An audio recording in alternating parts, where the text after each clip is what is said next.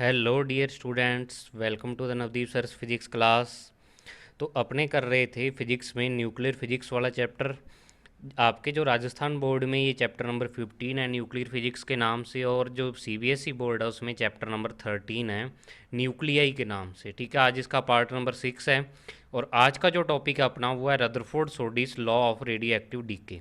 Radio active decay होता क्या है ये तो अपने प्रीवियस वीडियो में पढ़ चुके हैं। आज इसके बारे में जो सोडी और रदरफोर्ड दो साइंटिस्ट थे, इन्होंने एक लॉ दिया था, वो अपने डिस्कस करेंगे।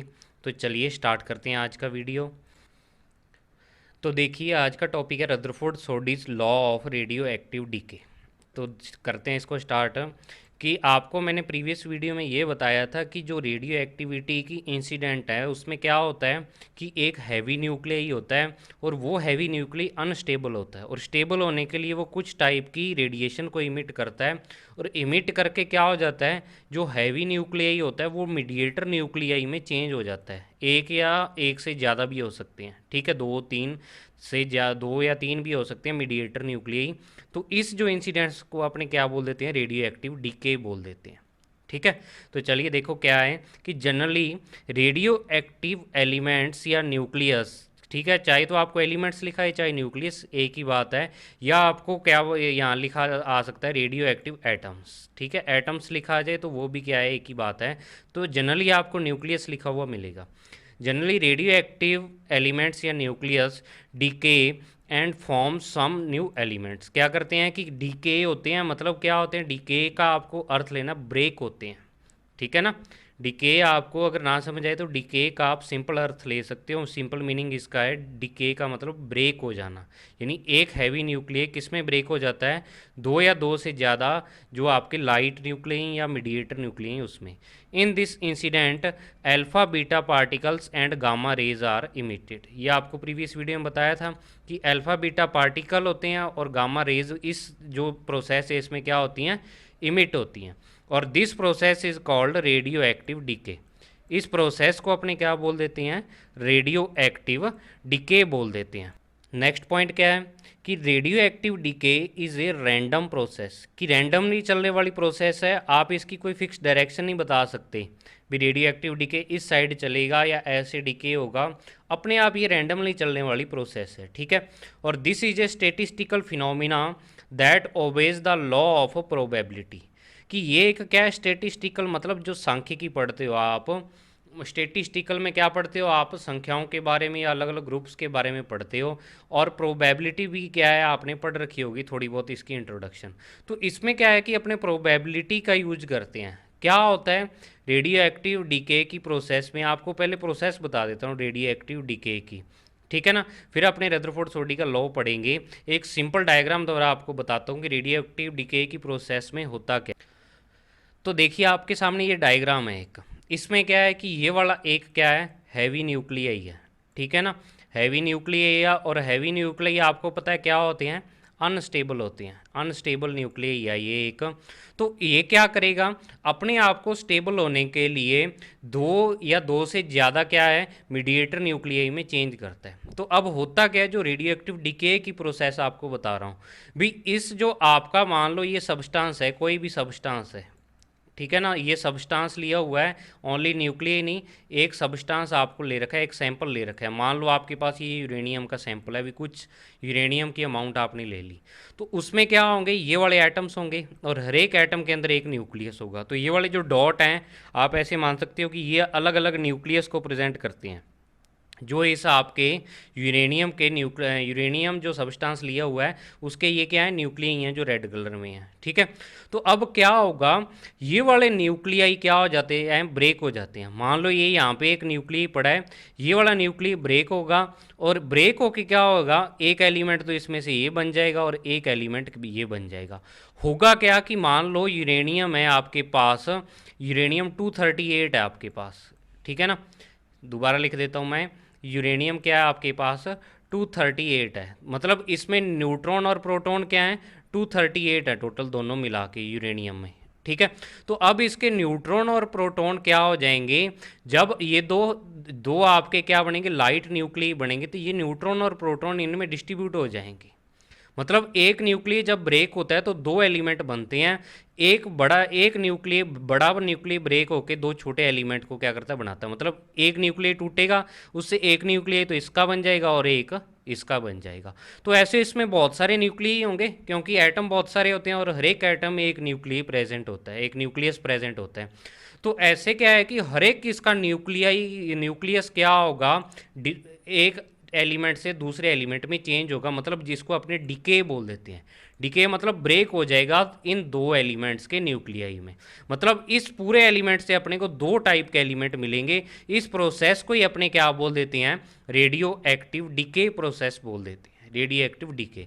मतलब एक हैवी जो आपका एटम है, हैवी आपका एलिमेंट है, उसके न्यूक्लियाई दो या दो से ज़्यादा लाइट न्यूक्लियाई में चेंज हो जाते हैं। तो अब इसमें अपने ये नहीं कह सकते भी पहले ये वाला न्यूक्लियर डिके होगा, उसके बाद ये वाला होगा, उसके बाद ये एक रैंडम प्रोसेस है। आप कुछ नहीं कह सकते भी ये वाला न्यूक्लियर पहले डिके होगा, या इधर वाला होगा, या इधर वाला यहाँ वाला न्यूक्लियर होगा, या यहाँ वाला न्यूक्लियर या एटम होगा। आप कुछ नहीं बोल सकते। आप क्या कर सकते हो, ओनली प्रोबेबिलिटी के बेस्ड पे इसका अंदाज़ा लगा सकते हो भी हाँ ये वाला हो सकता है। ठीक है। तो अब क्या होगा, जो आपका यूरेनियम एलिमेंट होगा रेडियो एक्टिव डीके की प्रोसेस में, मान लो कुछ टाइम में इतना एलिमेंट क्या हो गया, इन दो एलिमेंट में चेंज हो गया। ठीक है। फिर कुछ और टाइम बाद क्या होगा, इतना एलिमेंट आपका क्या हो जाएगा, और चेंज हो जाएगा। मतलब ये जो आपका मेन एलिमेंट है जो आपने लिया हुआ है, ये धीरे धीरे अपने आप को नष्ट कर लेता है, अपने आप को डिस्ट्रॉय करके, और क्या बना देता है, दो अलग एलिमेंट बना देता है। जैसे यूरेनियम जब डीके होता है तो बेरियम और क्रिप्टॉन बनते हैं, तो एक तो इसमें बेरियम बन जाएगा और एक क्रिप्टॉन। तो जो रेडियो एक्टिव डीके की प्रोसेस है उसमें क्या होता है, एलिमेंट ही दूसरे एलिमेंट्स में चेंज होते हैं। धीरे धीरे इधर वाले न्यूक्लियस क्या हो जाएंगे, उसमें चेंज हो जाएंगे। ऐसे ये एलिमेंट अपने आप को क्या कर लेता है, ख़त्म कर लेता है, डिस्ट्रॉय कर लेता है, और क्या कर देता है, दो नए एलिमेंट्स का फॉर्मेशन कर देता है। तो आपको समझ आ गया होगा कि रेडियो एक्टिव डीके की प्रोसेस में होता क्या है। भी इस जो आपका एलिमेंट है, इसके हैवी न्यूक्लियर ब्रेक होके दो मीडिएटर न्यूक्लियर में बन जाते हैं, मतलब दो एलिमेंट्स का फॉर्मेशन कर देते हैं, या दो से ज़्यादा भी हो सकते हैं, ये जरूरी नहीं भी दो ही हों, दो से ज़्यादा भी हो सकते हैं। ठीक है। तो अब दोबारा चलते हैं अपने अपने लॉ पर, जो आज का टॉपिक था। तो नेक्स्ट लाइन देखो क्या है कि each decay in this is an independent event, यानी इस डीके की जो प्रोसेस होती है, इसमें हर एक जो न्यूक्लियस क्या होता है, ब्रेक होता है, वो एक अपने आप में इंडिपेंडेंट इवेंट है। भाई ये वाला अगर न्यूक्लियर ब्रेक हो रहा है दो न्यूक्लियाई में, अलग अलग दो न्यूक्लियाई में, एक न्यूक्लियस दो न्यूक्लियाई में अगर क्या हो रहा है, ब्रेक हो रहा है, तो ये इंडिपेंडेंट है। मतलब ऐसे नहीं भी ये अपने आसपास वालों को देखेगा कि भी वो डिके हो रहे हैं या नहीं हो रहे, ये अपने आप में क्या है, फ्री है डिके होने के लिए। तो क्या है कि ये वाला जो न्यूक्लियस जो डिके हो रहा है या टूट रहा है, ब्रेक हो रहा है, वो किसी और चीज़ पर डिपेंड नहीं करता, मतलब वो क्या होता है, इंडिपेंडेंट होता है अपने आप में। नेक्स्ट लाइन क्या है कि for radio active decay Rutherford and Soddy gives a law. Rutherford और सोडी दो साइंटिस्ट थे, इन्होंने क्या किया, रेडियो एक्टिव डीके के लिए एक लॉ दिया, रूल दिया। अकॉर्डिंग टू दिस लॉ, अब इस लॉ के अकॉर्डिंग क्या था, देखो ये टॉपिक थोड़ा सा क्या है आपको मुश्किल लग सकता है, लेकिन इस वीडियो को 2-3 बार देखना, आप आपके समझ आ जाएगा। आपको समझाने की पूरी ट्राई करूंगा मैं, हर एक चीज़ डाउट आपका क्लियर करने की ट्राई करूंगा। तो समझो इसको, सबसे हार्ड टॉपिक इस चैप्टर का यही है, और अगर आपने ये समझ लिया तो बहुत सारे न्यूमेरिकल और बहुत सारे टॉपिक आपके ऑटोमेटिक क्लियर हो जाएंगे। तो समझो, देखो लॉ क्या है इसका। तो देखो क्या है, इन्होंने बताया, पहले तो दो टर्म डिफाइन की। In a sample of radio active substance, आपने कोई रेडियो एक्टिव सब्सटेंस का सैंपल लिया है, और उसमें क्या है, एट एनी टाइम टी, किसी टाइम टी पे जो नंबर ऑफ एक्टिव न्यूक्लियाई हैं उसको एन एज्यूम किया हुआ है। एक्टिव न्यूक्लियाई का जो नंबर है उसको एन एज्यूम, और rate of decay of nuclei है वो -dn/dt है। अब देखो आपके दिमाग में आ रहा होगा भी ये दो चीज़ें हैं क्या। तो देखो नंबर ऑफ एक्टिव न्यूक्लियाई क्या चीज़ होती है वो समझो पहले, कि जो आपने सब्सटेंस लिया था इसमें मैंने बताया था कि बहुत सारे क्या होते हैं, न्यूक्लियस प्रेजेंट होते हैं, न्यूक्लियस प्रेजेंट होते हैं। ठीक है। तो बहुत सारे न्यूक्लियस प्रेजेंट होंगे। तो अब मैंने बताया था कि इसका कुछ पार्ट पहले कुछ टाइम में क्या हो जाता है, डिके हो जाता है। मतलब ये वाले न्यूक्लियस क्या हो गया, अब डिस्ट्रॉय हो गए, और इन्होंने क्या कर लिया, दो एलिमेंट्स का फॉर्मेशन कर दिया। ठीक है। तो अब इसमें ये जो डिस्ट्रॉय हो गए, ये तो ख़त्म ही हो गए, ये तो यूरेनियम रहा ही नहीं। अब जो बचे हुए न्यूक्लियाई हैं, मतलब जो अब तक डिके नहीं हुए हैं या डिस्ट्रॉय नहीं हुए हैं, चेंज नहीं हुए हैं दूसरे एलिमेंट में, इन न्यूक्लियाई को अपने बोल देते हैं एक्टिव न्यूक्लियाई। ठीक है ना, समझ आ गया होगा आपको भी। एक्टिव न्यूक्लियाई वो वाले न्यूक्लियाई होते हैं जो रेडियो एक्टिविटी की प्रोसेस में अभी तक एलिमेंट में चेंज नहीं हो रहे होते। तो आपको कोई टाइम लेना पड़ेगा, उस टाइम पे अपने बता सकते हैं भी ये वाले न्यूक्लियाई क्या हैं, एक्टिव हैं, मतलब ये वाले अभी चेंज नहीं हुए। तो कोई टाइम टी लिया, उस टाइम टी पे क्या है कि जो आपका सब्सटेंस है उसमें एक्टिव न्यूक्लियाई का नंबर कितना है, एन है। टोटल नंबर ऑफ जो इसमें एक्टिव न्यूक्लियाई हैं वो एन है। और रेट ऑफ डीके क्या है, d N upon d t है। अब रेट ऑफ डीके ये क्या चीज़ होती है, तो देखो ये होता है कि आपने पढ़ा होगा rate of change in displacement is called velocity. Velocity की जो डेफिनेशन पढ़ते हो आप, v is equal to d s upon d t या d x upon d t पढ़ते थे प्रीवियस ईयर में। तो ये भी क्या होता था, वेलोसिटी क्या होती थी कि rate of change in displacement बोल देते थे आप, वो वेलोसिटी होती थी। या आप इसकी दूसरी डेफिनेशन देते थे कि एक सेकंड में क्या होता है, जितना डिस्प्लेसमेंट कोई चीज़ कवर करती है वही उसकी क्या होती है, वेलोसिटी होती है। ठीक है, तो अब वही बिल्कुल इसके सेम टर्म ये वाली आ रही है d N upon d t. तो एन यहाँ पे क्या है, नंबर ऑफ एक्टिव न्यूक्लियाई। तो यहाँ पे जो डेफिनेशन बनेगी कि rate of decay of active nuclei is called d N upon d t या rate of decay of nuclei. मतलब जो आपके एक्टिव न्यूक्लियाई हैं वो जिस रेट से क्या हो रहे हैं, डिके हो रहे हैं, मतलब एक सेकंड में जितने न्यूक्लियाई क्या हो रहे हैं, चेंज हो रहे हैं दूसरे न्यूक्लियाई में, उसको अपने क्या बोल देते हैं, d N upon d t. अभी आपको डिटेल में समझाऊंगा एक एग्जांपल लेके, इसको एक बार इतना याद रखो कि ये rate of decay of nuclei है minus d N upon d t. तो देखो अब रदरफोर्ड सोडी का जो लॉ है वो क्या कहता है, वो इसकी स्टेटमेंट ये है। अगर आपको स्टेटमेंट आए तो आप यहाँ रेड कलर वाले से स्टार्ट करोगे। देखो क्या है कि the rate of decay of nuclei minus d N upon d t. मतलब जो रेट ऑफ डिके है न्यूक्लियाई के, डिके होने की जो रेट है वो क्या होती है, is directly proportional to the number of active nuclei N at that time. मतलब कि ये प्रोपोर्शनल किसके होती है, इस कैपिटल एन एन के क्या होगी, ये प्रोपोर्शनल होगी। या फिर जब आप प्रोपोर्शनलिटी साइन को हटाते हो तो यहाँ पे एक क्या आ जाता है, कांस्टेंट, जिसको अपने लैम्डा बोल देते हैं। तो वही चीज़ यहाँ पे लिखी है कि जो ये नेगेटिव साइन, अब आप सोच रहे होगे भी ये नेगेटिव साइन क्यों आया, तो नेगेटिव साइन क्या करता है, इंडिकेट करता है कि that number of nuclei is decreasing with respect to time. आपको पता है भी जैसे जैसे टाइम बीतता जाएगा ये वाला जो आपका मेन एलिमेंट था ये किस में चेंज होता जाएगा, इन दो अलग एलिमेंट्स में चेंज होता जाएगा। मतलब ये तो ख़त्म होता जाएगा, ख़त्म मतलब इसमें जो नंबर ऑफ एक्टिव न्यूक्लियाई हैं वो टाइम के साथ क्या होते जाएंगे, डिक्रीज़ होते जाएंगे। तो टाइम के साथ ये वाली वैल्यू क्या होती है, डिक्रीज़, तो तभी यहाँ पे नेगेटिव लिया हुआ है। तो आपको क्या याद रखना है कि the rate of decay of nuclei is directly proportional to the number of active nuclei at that time. मतलब जो रेट ऑफ डीके है वो प्रोपोर्शनल होती है नंबर ऑफ एक्टिव न्यूक्लियाई के। अब इसको एक एग्जांपल के थ्रू समझते हैं, फिर आपको पूरा समझ में आ जाएगा। मुझे लगता है अब तक आपको 20-30% समझ आया होगा। तो एक एग्जांपल के थ्रू मैंने इसको समझा रखा है, तो वो देखते हैं अपने एग्जांपल। तो देखिए अभी अपने पढ़ा है कि जो रेट ऑफ डीके है वो d N upon d t होती है। माइनस मैंने तभी नहीं लिया क्योंकि वो आपके ओनली किस चीज़ को दर्शाता है कि जो आपके न्यूक्लियाई हैं वो लगातार टाइम के साथ क्या हो रहे हैं, डिक्रीज़ हो रहे हैं। तो मैं यहाँ पे ओनली क्या ले रहा हूँ, d N upon d t ले रहे हैं अपने, क्योंकि रेट ऑफ चेंज तो यही होती है। नेगेटिव साइन अपने कभी भी डायरेक्शन के लिए वैसे लेते थे, प्रीवियस जो आपकी क्लास थी उसमें वेलोसिटी के लिए आप अगर डायरेक्शन उसकी अपोजिट होती थी तो माइनस लेते थे, लेकिन कैलकुलेशन में आप उसको नहीं लेते थे। ठीक है, तो मैं यहाँ पे रेट ऑफ डीके ले रहा हूँ d N upon d t only आपके समझने के पर्पज़ के लिए। तो इसकी जो डेफिनेशन है वो आप दे सकते हो कि number of decayed nuclei in 1 second, कि इस टी को अगर अपने डी टी को अगर अपने क्या मान लें, 1 सेकेंड मान लें, तो नंबर ऑफ जो न्यूक्लियाई है, ये नंबर ऑफ न्यूक्लियाई क्या हो जाएंगे 1 सेकेंड में, जितने नंबर ऑफ न्यूक्लियाई डिके होंगे उसको अपने क्या बोल देते हैं, रेट ऑफ डिके।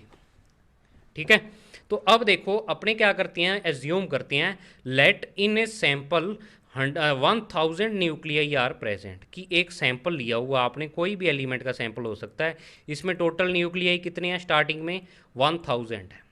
ठीक है, और दूसरी चीज़ मैंने मान ली कि जो इसके लिए d N upon d t की वैल्यू है वो कितनी है, 10 है डीके पर सेकेंड, यानी रेट ऑफ डीके क्या है, 10 डीके पर सेकेंड है। ठीक है, यानी कि जो d N upon d t की ये वाली वैल्यू अपनी तरफ से मान ली मैंने, दोनों ही चीज़ें यहाँ पे एज्यूम कर ली। ये ऊपर वाली वैल्यू तो किसकी होगी, कैपिटल एन की होगी, और ये वाली जो वैल्यू है 10 ये किसकी होगी, d N upon d t की वैल्यू होगी ये वाली। ठीक है, अब देखो इसका मतलब क्या है 10 डीके पर सेकेंड का, it means 10 nuclei are decayed in 1 second, यानी कि जो आपके 10 न्यूक्लियाई हैं वो क्या होते हैं 1 सेकेंड में डिके होते हैं। इसका मतलब ये है भी 10 न्यूक्लियाई क्या हो जाती हैं, दूसरे एलिमेंट में चेंज हो जाते हैं। इस जो आपका एलिमेंट लिया हुआ है इसमें से हर सेकंड क्या है 10 न्यूक्लियाई चेंज हो जाएंगे दूसरे एलिमेंट में। तो देखो let we take a time period of 10 second, एक टाइम पीरियड ले लेते हैं t is equal to 10 second, क्योंकि आपको पता है टाइम के साथ क्या होता है, number of active nuclei change होते हैं, तो टाइम पीरियड भी ले लिया, टाइम पीरियड अपनी तरफ से ले लिया 10 सेकंड। ओनली आपको समझाने के लिए, बुक में ये चीज़ नहीं दी हुई, आपके समझने के लिए भी रदरफोर्ड सोडी का लॉ था क्या। तो देखो then after 10 second number of decayed nuclei, अब देखो एक सेकंड में तो कितने न्यूक्लियर डिके होते हैं 10 होते हैं, तो आपको अगर मैं कह दूं भी 10 सेकंड बाद कितने हो जाएंगे, तो 10 इंटू 10 यानी 100 न्यूक्लियर क्या हो जाएंगे, डिके हो जाएंगे। मतलब जो आपने 1000 लिए थे उसमें से 10 सेकंड बाद क्या हुआ, 100 न्यूक्लियर डिके हो गए, मतलब दूसरे एलिमेंट में चेंज हो गए। तो अब देखो number of active nuclear after 10 second, 10 second के बाद आपके पास नंबर ऑफ एक्टिव न्यूक्लियर कितने बचेंगे, 1000 में से आप 100 को माइनस कर दो तो 900 बचेंगे। ठीक है ना, ये आपके पास क्या बच गए, number of active nuclear 10 second के बाद।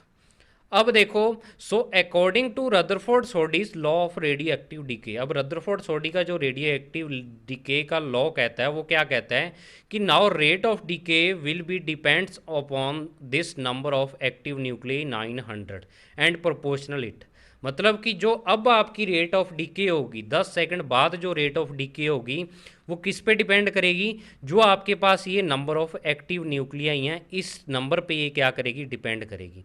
तो देखो जब तो आपके पास क्या थे 1000 न्यूक्लियाई थे, तो तब आपके पास जो डिके की रेट थी वो कितनी थी, 10 थी। मतलब क्या है कि जब आपके पास 1000 थी इसकी वैल्यू, तो तब कितनी थी, 10 थी। तो अब आप खुद सोचो भी अब आपके पास जो नंबर ऑफ एक्टिव न्यूक्लियाई हैं वो 900 है, तो अब रेट ऑफ डीके क्या हो जाएगी, इसके प्रोपोर्शनल चलेगी, साथ साथ चलेगी। जब ये 1000 थी तो ये क्या थी, 10 थी, और जब ये 900 है तो ये कितनी हो जाएगी, 9 हो जाएगी। वही चीज़ नीचे लिखी है कि अब क्या है, so after 10 second rate of decay is, जब 900 एक्टिव न्यूक्लियर हैं तो रेट ऑफ डीके क्या हो जाएगी, 9 डीके पर सेकंड। मतलब यहाँ पे आपने 1000 को 100 से डिवाइड किया तब आपके पास रेट ऑफ डीके आई, तो यहाँ पर भी आपको क्या करना पड़ेगा, 100 से डिवाइड करना पड़ेगा, तब आपके पास क्या आएगी, रेट ऑफ डीके आएगी। अब फिर अगर आपको अगर अभी तक नहीं समझ आया तो दोबारा मैं समझा देता हूँ एक और टाइम पीरियड लेके भी। अब अगेन आफ्टर 10 सेकेंड यहाँ तक पहुँच गए अपने 900 तक या 9 डीके पर सेकेंड तक। अब इसके बाद दोबारा अपने 10 सेकेंड और ले लें उसके बाद टाइम, तो नेक्स्ट जो 10 सेकेंड होंगे उसमें देखो अब रेट ऑफ डीके तो क्या है, ये वाली 9 डीके पर सेकेंड है, तो 10 सेकंड में जो न्यूक्लियस आपके न्यूक्लियर डीके होंगे वो कितने हो जाएंगे, 10 इंटू 9 यानी 90 न्यूक्लियाई आपके क्या हो जाएंगे, डीके हो जाएंगे। तो अब देखो नंबर ऑफ एक्टिव न्यूक्लियाई इस 10 सेकंड के बाद कितने बचेंगे, तो स्टार्टिंग में 900 थे और 10 सेकंड में 90 क्या हो गए, उसमें से 90 क्या हो गए, डीके हो गए, तो बचे कितने 810। ठीक है ना, 810 न्यूक्लियाई आपके पास रिमेनिंग रहेंगे। तो अब देखो रेट ऑफ डीके अगर अब 20 सेकंड बाद कह दूं, 10 सेकंड तो ऊपर वाले हो गए और 10 अप वाले हो गए, तो 20 सेकंड बाद जो इसकी रेट ऑफ डीके होगी वो अब इस एक्टिव न्यूक्लियाई पे डिपेंड करेगी, और इसको क्या कर दो 100 से डिवाइड कर दो, वो आपके पास क्या आ जाएगी, रेट ऑफ डीके। तो देखो जैसे जैसे आपके पास active number of active nuclei की नंबर कम हो रहा है, जैसे पहले 1000 था, फिर 900 हुआ, फिर 810 हुआ, तो वैसे वैसे क्या हो रही है आपकी dn अपॉन dt यानी डीके की जो रेट है वो क्या हो रही है, कम हो रही है। यहाँ 10 थी, यहाँ 9 थी, यहाँ क्या होगी 8.1, मतलब इसके प्रोपोर्शनली चल रही है, जैसे जैसे ये कम हो रहा है वैसे वैसे ये कम हो रही है, और जो कम हो रही है यानी डिक्रीज़ हो रही है नंबर, उसको अपने नेगेटिव साइन से शो करती है। तो अब आपको इस एग्जाम्पल से समझ आ गया होगा। अब नेक्स्ट देखो अपने चलते हैं थ्योरी पर। ये रेडियो एक्टिव डीके का रदरफोर्ड सोडी का लॉ है, मुझे लगता है आपके समझ आ गया। आप इस वीडियो को 2-3 बार देख लेना, फिर आपके आराम से समझ आ जाएगा। तो नेक्स्ट देखो यहाँ तक पहुँच गए थे अपने, इसको इक्वेशन फर्स्ट दे दी और बता भी दिया था यहाँ पे कि जो नेगेटिव साइन है वो किसको इंडिकेट करता है, जो आपका न्यूक्लियस डिक्रीज हो रहे हैं उसको ये क्या करता है, इंडिकेट करता है। ठीक है, तो हेयर लैम्डा इज ए क्या है, कांस्टेंट है लैम्डा आपके पास, which is called decay constant or disintegration constant. इस लैम्डा को अपने क्या बोल देते हैं, या तो डिके कांस्टेंट बोल देते हैं क्योंकि रेडिएक्टिव डिके की प्रोसेस में ये अपने को मिलता है, या फिर इसको डिसइंटीग्रेशन कांस्टेंट बोलते हैं। अब देखो इंटीग्रेशन का जो मतलब होता है, इंटीग्रेशन का जो मीनिंग है वो आपने पढ़ा होगा कि इंटीग्रेशन प्लस के लिए काम आता है, मतलब नंबर्स को ये क्या करता है, ऐड करता है। लेकिन आप यहाँ पे देख रहे हो कि जो रेडिएक्टिव डिके की प्रोसेस हो रही है इसमें क्या हो रहा है, एक न्यूक्लियाई दो न्यूक्लियाई में ब्रेक हो रहा है, या दो से ज़्यादा न्यूक्लिया में क्या हो रहा है, ब्रेक हो रहा है। तो ब्रेक का मतलब अब इंटीग्रेशन के क्या हो रही है, रिवर्स प्रोसेस, तभी इसको डिसइंटीग्रेशन कांस्टेंट भी बोल देते हैं। ठीक है, और नेक्स्ट क्या है, it has a characteristic value for every radioactive substance. अब ये तो बुक की लैंग्वेज है, भी इसकी वैल्यू क्या होती है, हर एक रेडिएक्टिव सब्सटेंस के लिए करेक्टरिस्टिक होती है, या इसका मतलब क्या है, it means it's value depends on substance. भाई सिंपल लैंग्वेज में इसको, ये वाली लाइन तो मैंने बुक की आपको जानबूझ के लिखी थी, बुक में तो ये लैंग्वेज दी है। अब इसका मीनिंग क्या है, भी इसकी जो वैल्यू होती है लैम्डा की, वो हर एक सब्सटेंस पर डिपेंड करती है, उसकी प्रॉपर्टी पर डिपेंड करती है, जो आपने सब्सटेंस लिया है उसके अकॉर्डिंग ही लैम्डा की वैल्यू हो जाएगी आपके पास। ठीक है, तो नेक्स्ट देखो यूनिट ऑफ लैम्डा लिख लेते हैं, जब भी अपने पास कोई नई चीज़ आती है यूनिट निकालते हैं उसकी।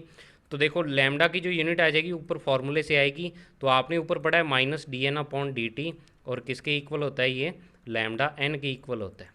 ठीक है, लैम्डा एन के, तो यहाँ से अगर मैं लैम्डा की वैल्यू निकालूँ तो ये एन क्या चला जाएगा, अपॉन में, तो ये अपॉन में चला गया। तो अब देखो एन तो नंबर ऑफ न्यूक्लियाई ही होती हैं, तो नंबर की कोई यूनिट नहीं होती। ठीक है, दोनों ही नंबर्स की क्या होती है, यूनिट नहीं होती, तो यूनिट 1/2 आ जाएगी, या सेकेंड इनवर्स, और ये इसकी डायमेंशन होगी m0 l0 t-1। और सेकेंड इनवर्स और किसकी यूनिट आपने पढ़ी है आज तक, फ्रिक्वेंसी की, एन या एफ से शो करती हैं। फ्रिक्वेंसी की यूनिट जो होती है, टाइम पीरियड का जो रिवर्स होता है फ्रिक्वेंसी, उसकी यूनिट क्या होती है, सेकेंड इनवर्स ही होती है। तो एक टाइप की ये फ्रिक्वेंसी है, मतलब कैसे कि देखो लैम्डा की वैल्यू अपने को ये बताती है कि आपके जो न्यूक्लियस हैं वो कितने डिके हो रहे हैं पर सेकंड, और जो आपकी फ्रिक्वेंसी थी वो क्या बताती थी अपने को कि एक सेकंड में नंबर ऑफ आपके जो सर्कल है या नंबर ऑफ वाइब्रेशन है उसको अपने क्या बोल देते थे, फ्रिक्वेंसी। भी एक सेकंड में नंबर ऑफ रोटेशन भी फ्रिक्वेंसी हो जाती थी। तो वैसे ही एक सेकंड में कितने डिके हो रहे हैं वो अपने को क्या बताती है, ये वाली चीज़ बताती है, तभी इसकी यूनिट क्या आई है, फ्रिक्वेंसी की यूनिट के सेम आई है। नेक्स्ट देखो इसका फॉर्मूला निकालते हैं। अब जो लॉ देते हैं, कोई भी साइंटिस्ट लॉ देता है तो उसको क्या है, फॉर्मूले से उसको प्रूव करना पड़ता है। ठीक है, तो वही फार्मूला अपने यहाँ पे निकाल रहे हैं, फार्मूला इसका डेरिवेशन। तो अपने क्या करते हैं, टाइम पीरियड लेते हैं कि let at t is equal to 0। ये तो इनिशियल टाइम है भी, जब आपका रेडिएक्टिव सब्सटेंस क्या है, चेंज होना स्टार्ट नहीं हुआ, आप मतलब अपनी क्या है जो मेन जो आपने लिया हुआ है बिल्कुल उसी रूप में है, अब ये डिके होना स्टार्ट नहीं हुआ। ठीक है, तो उस टाइम को t is equal to 0 time लेते हैं, और इस टाइम में मान लेते हैं कि number of active nuclei in any substance is n0। भी इसमें जो नंबर ऑफ एक्टिव न्यूक्लियाई हैं वो कितने हैं, n0 इसमें न्यूक्लियाई प्रेजेंट है। अब ये डीके होना स्टार्ट नहीं हुआ। अब देखो कुछ टाइम पीरियड ले लेते हैं t, तो t टाइम बाद क्या हो जाएगा, इसका कुछ पार्ट डीके हो जाएगा, मतलब दूसरे एलिमेंट में चेंज हो जाएगा इसका कुछ पार्ट। तो अब क्या हो गए, इसमें नंबर ऑफ एक्टिव न्यूक्लियाई क्या हो गए, चेंज हो गए। तो अब टी टाइम के बाद जो इसमें नंबर ऑफ एक्टिव न्यूक्लियाई हैं वो अपने कितने एज्यूम कर लेते हैं, n। कितने हैं, n एज्यूम कर लेते हैं। तो अब देखो इक्वेशन फर्स्ट, ऊपर वाली इक्वेशन फर्स्ट याद रखो, जो रदरफोर्ड सोडी का लॉ था उसके अकॉर्डिंग क्या है, dn/dt माइनस का लैम्डा n की इक्वल है।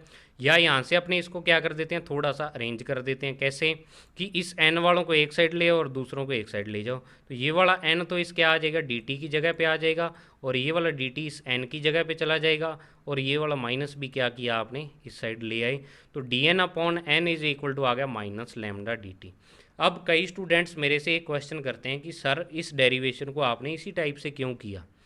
तो देखो कोई भी डेरिवेशन है, कोई भी फार्मूला है, वो एक साइंटिस्ट के द्वारा दिया जाता है, ठीक है ना, और उसने अपने एक्सपेरिमेंट के बेस पे जिस हिसाब से डेरिवेशन किया है, मुझे तो उसी हिसाब से चलना पड़ेगा, मैं तो उसको चेंज नहीं कर सकता, और ना ही आपको किसी बुक में मिलेगा, क्योंकि ऑथेंटिक चीज़ ही ये है कि जो रदरफोर्ड सोडी ने जो एक्सपेरिमेंट किया था उसके बेस्ड पे उन्होंने फार्मूला इसी डेरिवेशन के बेस पे दिया था, उन्होंने डेरिवेशन ये निकाला था। तो ये डेरिवेशन मैं ना निकाल के क्या है, साइंटिफिक डेरिवेशन है, तो इसको इसी टाइप से करना पड़ेगा आपको, ठीक है ना। तो अब अपने क्या करते हैं, ऐसे बना लिया और क्या करते हैं, दोनों साइड इंटीग्रेशन कर देते हैं। तो इंटीग्रेशन करेंगे तो दोनों साइड इंटीग्रेशन का साइन, अब आपको पता है कि इंटीग्रेशन की आपको लिमिट लगानी होती है। तो वो लिमिट आप कैसे लगाते हो कि जिसके रिस्पेक्ट आप इंटीग्रेशन कर रहे हो उसकी लिमिट लगेगी, मतलब जो डी टी या डी एक्स डी वाई ये होगा, तो आप इसमें अगर तो डी टी के रिस्पेक्ट कर रहे हो तो टी की लिमिट लगेगी, डी एक्स के रिस्पेक्ट कर रहे हो तो एक्स की, और वाई के रिस्पेक्ट कर रहे हो तो वाई की। जिसके रिस्पेक्ट इंटीग्रेशन होता है लिमिट उसी की लगती है। तो अब देखो यहाँ इंटीग्रेशन किसके रिस्पेक्ट हो रहा है, एन के रिस्पेक्ट हो रहा है, मतलब डी एन आ रहा है। तो अब लिमिट एन की लगेगी, और एन यहाँ पे क्या है, नंबर ऑफ एक्टिव न्यूक्लियाई हैं। तो जो लोअर लिमिट होती है वो तो होती है t is equal to 0 second या इनिशियल पोजीशन वाली लिमिट जो, तो इस टाइम पे जो नंबर ऑफ एक्टिव न्यूक्लियाई थे वो एन जीरो, तो जीरो थे तो एन ज़ीरो लिखा, और जो टी टाइम के बाद क्या थे आपके पास number of active nuclei N थे, तो आपने अपर लिमिट एन लगा दी। बिल्कुल इसी टाइप से यहाँ जो स्टार्टिंग में ये वाला जो इंटीग्रेशन है ये किसके रिस्पेक्ट होगा, आपका डी टी के रिस्पेक्ट होगा, तो लिमिट किसकी लगेगी, टी की। तो स्टार्टिंग वाला टाइम आप t इज इक्वल टू 0 ले रहे हो, और लास्ट वाला टाइम आप क्या ले रहे हो, t is equal to small t ले रहे हो, तो 0 टू t लग गया। अब नेक्स्ट देखो इंटीग्रेशन करते हैं, तो इंटीग्रेशन आपने अगर फॉर्मूला आपके याद है तो आप आराम से कर सकते हो। तो ये वाली चीज़ क्या है, आप इसको ऐसे भी समझ सकते हो भी, ये ऐसे लिखा हुआ है 1/n और साथ में आपको दिया हुआ है dn। तो ये फॉर्मूला क्या होता है इंटीग्रेशन का, इसका log e बेस n होता है, ठीक है। या इसको नेचुरल लॉग लिख देते हो, कई बुक्स में इसको एल एन और यहाँ पे कैपिटल एन लिखा हुआ मिलेगा आपको। तो एल एन जो होता है वो इस लॉग ई बेस को ही बोल देते हैं, नेचुरल लॉग बोल देते हैं इसे, ठीक है। तो इसका इंटीग्रेशन हमेशा अपने को नेचुरल लॉग या लॉग ई बेस देगा, तो मैंने सिंपल करने के लिए इसको लॉग ई बेस एन लिख दिया और लिमिट लगा दी ऊपर एन जीरो से लेके एन तक, और साथ में यहाँ पे माइनस लैम्डा कॉमन आ जाएगा, क्योंकि लैम्डा आपको पता है क्या है, कांस्टेंट है, और कांस्टेंट हमेशा इंटीग्रेशन हो चाहे डिफरेंशिएशन हो बाहर आ जाते हैं। तो अंदर क्या बचा, डी टी बचा आपके पास, और लिमिट आ गई 0 टू टी स्मॉल टी। अब क्या करेंगे, लिमिट कैसे रखते हैं, पहले एन, इस एन की जगह पे अपर लिमिट रखेंगे और माइनस में फिर एन की जगह पे ये लोअर लिमिट पुट करेंगे। तो लॉग ई बेस एन और log e base N zero minus का, और यहाँ पे आ जाएगा आपके पास डी टी का इंटीग्रेशन क्या होता है, टी होता है सिंपल, तो टी आ जाएगा। और इस टी के ऊपर जब आप लिमिट अप्लाई करोगे, मतलब जो आपकी लिमिट है 0 से लेके और स्मॉल टी तक, तो वो क्या आ जाएगी, पहले इस टी की जगह पे आप स्मॉल टी रखोगे और फिर इस टी की जगह पे आप माइनस में 0 रख दोगे, तो टी माइनस 0 आ गई, ठीक है। तो ये तो बन गया माइनस लैम्डा टी, और इस साइड में एक फार्मूला बन रहा है, लॉग की एक प्रॉपर्टी होती है कि अगर दो लॉग माइनस में हो तो वो क्या हो जाते हैं, अपॉन में हो जाते हैं, और अगर यहाँ पे दो लॉग प्लस में हो तो ये क्या हो जाते हैं, मल्टीप्लाई हो जाते हैं, मतलब यहाँ a इंटू बी आ जाता है। ये मैथमेटिकल प्रॉपर्टी है लॉग की, अगर आपने पढ़ रखी हो तो दो लॉग माइनस में है तो उनको अपॉन में लिख दिया, और यहाँ माइनस लैम्डा टी लगा दिया। अब नेक्स्ट देखो भी, ये वाली चीज़ जो मैथमेटिक्स वाले स्टूडेंट हैं वो तो समझ लेंगे इस स्टेप को आसानी से, अगर आपको नहीं समझ आया तो आप अपनी मैथमेटिक्स वाले सर से पूछ भी सकते हो इसको, आपके डिटेल में ये डिफरेंशिएशन इंटीग्रेशन में इस बार आएगा। और बायो वाले स्टूडेंट्स को मैं कहता हूँ भी इसको याद रख लो, ये वाला स्टेप आपकी कई चीज़ें ऐसी आएंगी फिजिक्स में, लगभग 8-10 जगह आपको ऐसी चीज़ें मिलेंगी जो क्या है कि 11th और 12th के मैथमेटिक्स से रिलेटेड है, ठीक है। और वो आपने पढ़ नहीं रखा बायो वाले स्टूडेंट ने, तो आपको याद रखना पड़ेगा। मैथमेटिक्स वाले इसको मैथ में पढ़ लेंगे डिटेल से। तो मैं यहाँ पे लिख रहा हूँ कि जब भी आपको लॉग हटाना हो, अब अपने क्या कर रहे हैं, लॉग को हटा रहे हैं, तो ये वाला ई क्या चला जाएगा, इस साइड चला जाएगा, और इधर जो भी नंबर होगा वो ई की क्या बन जाएगी, पावर बन जाएगी। आपको याद रखना हमेशा लॉग को हटाने का क्या तरीका होता है, भी ये वाला ई क्या चला जाता है, इस साइड चला जाता है, और ये वाली क्या होती है, इसकी पावर बन जाती है। लॉग की डेफिनेशन भी यहीं से आती है। तो ये क्या बन जाएगा, आपको याद रखना है भी, इसको जब सॉल्व करेंगे तो ये ई को इधर भेज देना है, और जो चीज़ यहाँ पे पड़ी है उसको ई की पावर बना देना है। तो ये ई की पावर माइनस लैम्डा टी हो जाएगा एन बटा एन जीरो। तो एन इज इक्वल टू क्या आ गया, एन जीरो ई की पावर माइनस लैम्डा टी। तो देखो क्या है कि with the help of this formula we can calculate the number of active nuclei at any instant in a given radio active substance. मतलब इस फॉर्मूले की सहायता से आप, इस फॉर्मूले की हेल्प से क्या कैलकुलेट कर सकते हो किसी भी टाइम टी पर आपके जो सब्सटेंस आपके पास है उसमें number of active nuclei calculate कर सकते हो भी कितने न्यूक्लियाई इसमें क्या है एक्टिव हैं। आपको कोई टाइम पीरियड दे देंगे, t is equal to 2 second, 3 second, 10 second या आवर्स में भी दे सकते हैं। तो जितना भी आपको टाइम दे तो उस टाइम की वैल्यू आप यहाँ पे रखो, लैम्डा की वैल्यू आपको देंगे, सारी वैल्यू गिवन होगी, एन आप उसकी हेल्प से कैलकुलेट कर सकते हो। तो ये जो फॉर्मूला था रदरफोर्ड सोडी का, इसकी हेल्प से अपने किसी टाइम टी पे नंबर ऑफ एक्टिव न्यूक्लियाई किसी भी सब्सटेंस में फाइंड कर सकते हैं। ठीक है। और दूसरी चीज़ क्या है कि इसमें जो नंबर ऑफ एक्टिव न्यूक्लियाई हैं वो क्या हो रहे हैं, टाइम के साथ डिक्रीज हो रहे हैं। डिक्रीज भी कैसे हो रहे हैं अभी देखते हैं कि it is clear that number of active nuclei decreases exponentially with the time. ठीक है, कि ये क्या हो रहे हैं, नंबर ऑफ एक्टिव न्यूक्लियाई हैं वो क्या है कि एक्सपोनेंशियली क्या हो रहे हैं, डिक्रीज हो रहे हैं। देखो एक्सपोनेंशियल का मतलब जो ई की पावर होती है उसको एक्सपोनेंशियल बोल देते हैं। तो अगर मैं इस फॉर्मूले को लिखूं ऐसे भी, ये जो ई की पावर ऊपर नेगेटिव आ रही है इसको नीचे लेके जाएंगे तो पॉजिटिव बन जाएगी। तो रियलिटी में तो ये फॉर्मूला क्या है, N is equal to N zero और अपॉन में क्या आ रहा है, ई की पावर लैम्डा टी आ रहा है। और ई की पावर आप जितनी भी रखो वो एक से बड़ी ही होगी, क्योंकि आपको पता है ई की जो पावर होती है वो क्या होता है, उसकी वैल्यू, ई की वैल्यू क्या आती है 2.718।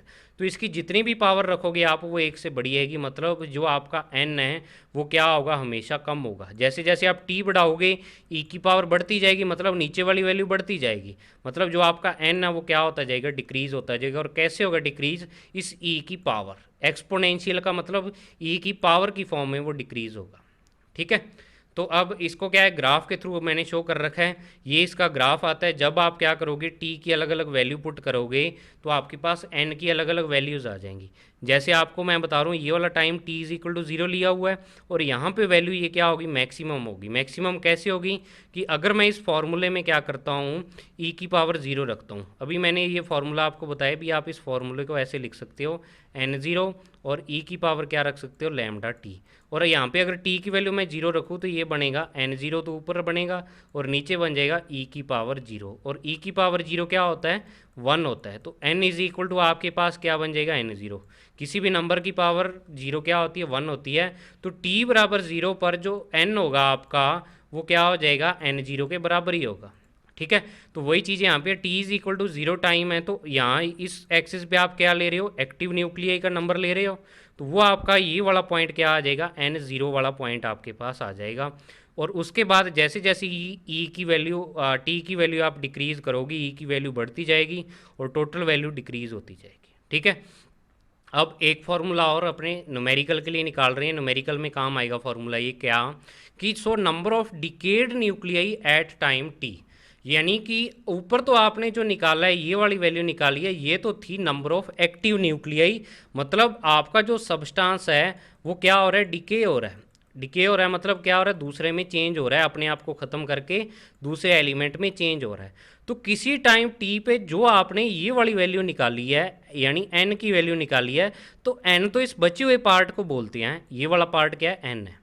और अब अगर आपसे ये पूछ लें भी ये वाला जो मैंने रेड किया हुआ पार्ट है, मतलब कितने न्यूक्लियाई इसके डिके हो गए, तो ये कैसे निकालेंगे। अब तो आपको पता ही कि ये स्टार्टिंग में जो टोटल थे न्यूक्लियाई वो तो इसमें थे एन ज़ीरो, उसमें से क्या हो गए, कुछ डिके हो गए और एन इसमें से क्या बच गए, रिमेनिंग बच गए। तो डिके निकालने के लिए क्या करेंगे, एन ज़ीरो में से अपने क्या कर देंगे, ये वाला एन माइनस कर देंगे, तो अपने पास ये वाला पार्ट आ जाएगा। भाई टोटल तो एन ज़ीरो थे, उसमें से एन बचे तो कितने हो गए, मतलब वही चीज़ है, आपके पास 100 रुपीज़ थे और आपके पास अभी 30 रुपीज़ बचे हैं, तो कितने खर्च हो गए। आप क्या करते हो, 100 में से 30 माइनस करते हो, 70 बच जाते हैं आपके पास, सॉरी 70 खर्च हो जाते हैं। तो वही चीज़ यहाँ पे है, स्टार्टिंग में 100 थे और बच कितने गए, लास्ट में 30 बच गए मान लो, तो कितने डिके हो गए, मतलब 70 हो गए। तो माइनस करोगे तो वही चीज़ है कि so number of decayed nuclei at time t क्या हो जाएंगे आपके पास, एन ज़ीरो माइनस एन हो जाएगा।